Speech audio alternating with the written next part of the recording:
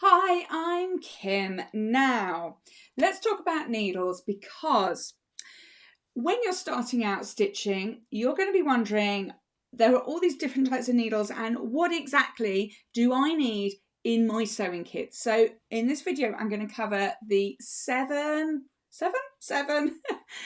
best needles that you need for your sewing machine, the ones that I'd recommend to all my beginner students that they have in their sewing kit. And if you're a quilter, hold out to the end because I'll tell you another two that you need for your sewing kit as well. So let's get started. I'm going to switch camera. There we go. Right. So first up, we need universal needles. This is a very empty packet, but I promise it has had needles in it. But it's more important that I show you that we are talking universal needles, and in this particular instance, a size 70. We want universal needles size 80, and we want universal needles size 90. Okay, so those three, so universal needles are designed for general everyday sewing when you are stitching your two layers of fabric together for the majority of projects, but not all projects. So we're going to come on to that. And the reason why I've said your 70, your 80 and your 90 is because that'll cope with most things that you're going to sew when you are starting out. As you get more experienced at sewing, you will know that you need to have different needles for different projects and different sizes. Okay, but for now, if you're starting out and a beginner, these are the sizes that I would go and get. The brands, by the way, I love Schmetz as a brand. These are my favourite brand, but there's also Classe as well. There's Hemline. So it just depends, but there's Singer as well. Your sewing machine needles are universal, and I've covered this in another video somewhere, but they are universal, so don't worry if you've got a brother machine and buying a Singer needle, it'll fit your machine, so don't worry about that. But I would get a good brand of your needle because you're going to be doing a lot of sewing with them. Okay, so universal needles, they're designed, as I said, for your everyday sewing. Then I would suggest you get some top stitch needles. Now these are just a little bit more expensive than your universal, probably about £1 or $1 more expensive, or a couple of dollars or a couple of pounds more expensive than your universal. I would pay the extra for that, and let me tell you why. So sizing, let me talk about sizing. So I would go for 90 and 100. Okay, so I've got two here. So this is Classe. This was this other make I was just speaking about. They're a German brand.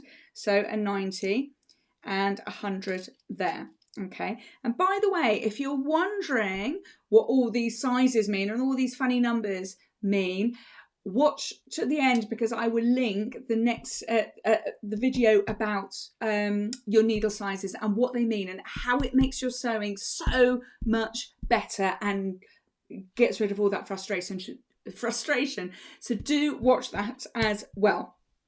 Okay, now the reason why I say top stitch is because the shaft and the tip of the needle is designed slightly different. So let me just do my very bad drawing of a needle. So at the top here we have a shank, okay, and then we have the shaft of our needle, and then we have the tip of our needle. I said I couldn't draw it, didn't I? So on the shank up here, this is where we have the number. That's where that'll be etched in, okay? And on each of your needles, this bit here, the shaft, and to some extent the tip, they're shaped slightly differently to do different jobs, okay?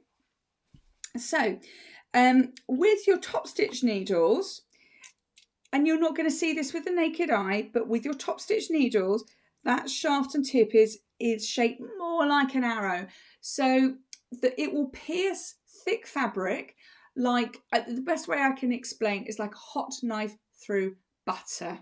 All right, so if you're going through a bigger thickness of fabric, then top stitch needles are the way to go. So if you were let's just say you're sewing a bag, is a good example, because when we stitch a bag, we start with 2 layers of fabric. Then we might put some wadding in the middle of it, and then we start making our handles, and those handles are thicker, and we've got a lot of bulk and a lot of thickness where the handles attach to the body of the bag. And that's where I would swap out to a top stitch needle. You'll find that if your universal needles are struggling, your top stitch needle would just go through beautifully. Even if you used the same size equivalent needle, the top stitch needles are just amazing. So I would definitely get those 2 sizes of your top stitch needle in your beginner sewing kits for your machine. So that's those 2. And then, how many have we got? 1, 2, 3, 4, 5. Then the last 2, I would get a jeans. It's sometimes called denim needle. They're exactly the same thing. I've seen them somewhere for canvas, but it's this jeans and denim, okay? And I would get 2 sizes. So it's say jeans on the packet there, and I would get 2 sizes. So I'd get 100 and 120. Okay, my brain's just gone. I can't remember what the size is. 20. So I just had a menopausal moment of madness and my brain went blank. Did you hear me? Yeah, I know. So your jeans and denim needle. So if you think about when you are making jeans, when you look at denim, it can be a relatively, it's a thick fabric, thicker than your quilting cotton or your medium weight cotton. But perhaps you might want to take an old pair of jeans and turn it into a bag. That's a great thing to do, a very easy project as well. So the denim bit on its own, so if you're wearing jeans, just feel your jeans, feel the bit that's on your leg, and that is relatively thin as far as denim is concerned, but now feel around your waistband or around the edge of your pockets. So when you start folding that denim over and you're having to go through all that fabric, you really need to get these thicker needles. So with denim anyway, I would definitely be looking at this 100/16 size needle, but the thicker we go, we want to go up to the 120 size needle. And the denim needles, these jeans and denim needles are stronger too, and that really helps you. So you don't just have to sew jeans with them. So don't think I'm never going to sew jeans. I've never sewn a pair of jeans in my life, don't ever intend to either, but there are going to be times where you need to stitch through quite heavyweight fabric. Maybe you want to make curtains and you've got upholstery fabric and it's really thick and you've got black outlining in there. So there's quite a lot of stuff going on that your sewing machine's got to cope with. And using this style of needle means that it is stronger and it will go through those layers much easier.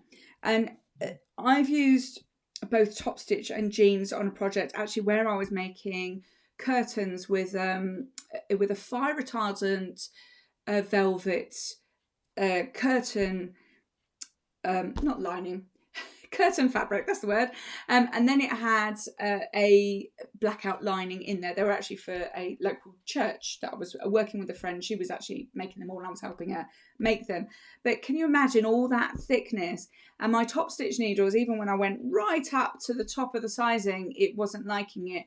And the jeans needle, I was using a jeans 120. I think I used 130 actually, and that was the only needle that would cope.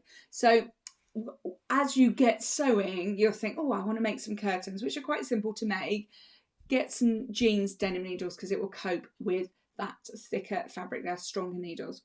So those are your 7. Don't go yet. I've got another couple to share with you.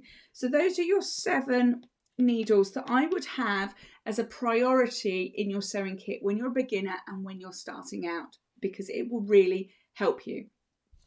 Now, if you are a quilter and I know a lot of my viewers on here, a lot of my students start as beginner sewers, but they also learn patchwork and quilting as well. So they're beginning in quilting. So there's a couple more needles that you need for your quilting, okay? And they are quilting needles. Okay, so quilting needles, 2 sizes I would definitely look at are your 80 and your 90. Okay, and that is because we are going through multiple layers. So when we are quilting, we're going through our pieced top, our patchwork top, we've got our wadding, and then we've got backing as well. And we've also got quilting thread, which is thicker. So we need to get up to these bigger sizes of needles. So for your standard quilting, I would go for an 80 at absolute minimum.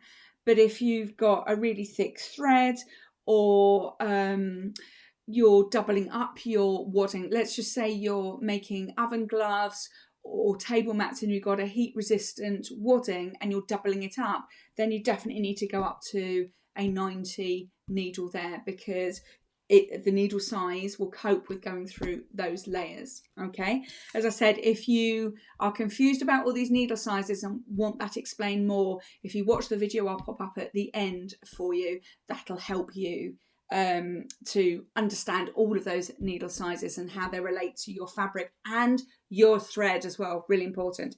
So we have got, so if you're a complete beginner at sewing and you don't know what to get, start with those needles there. Okay, so pause this video, scribble those down. As you just start doing a little bit more, get those needles and add those into your little repertoire and your sewing kit. And if you are beginning out in quilting, then you need those ones as well. Okay, and if you get those, you will be able to sew an awful lot of stuff quite easily. There are definitely other types of needles that will do different jobs. So we've got jersey or ballpoint needles, we've got leather needles, we've got metallic thread needles, and so on. This is not the subject for this video, but I wanted this to be dedicated to you if you are a beginner and you're just completely confused about what needles to buy. This will do you fine. And by the way, just before I go, a lot of the manufacturers would do a pack with lots of sizes in it, like a couple of 70s, a couple of 80s, a couple of 90s, or so on. And that's really good to get going. But as you progress and you do more sewing, you will be choosing, or you'll be buying more needles. So I'll definitely get packs that have your 5 or your 10 needles in of the same size, because you'll be surprised how quick you can get through them. And if you never watch any of my other videos, I hope you do. Come on, stick around. This is part of a community here.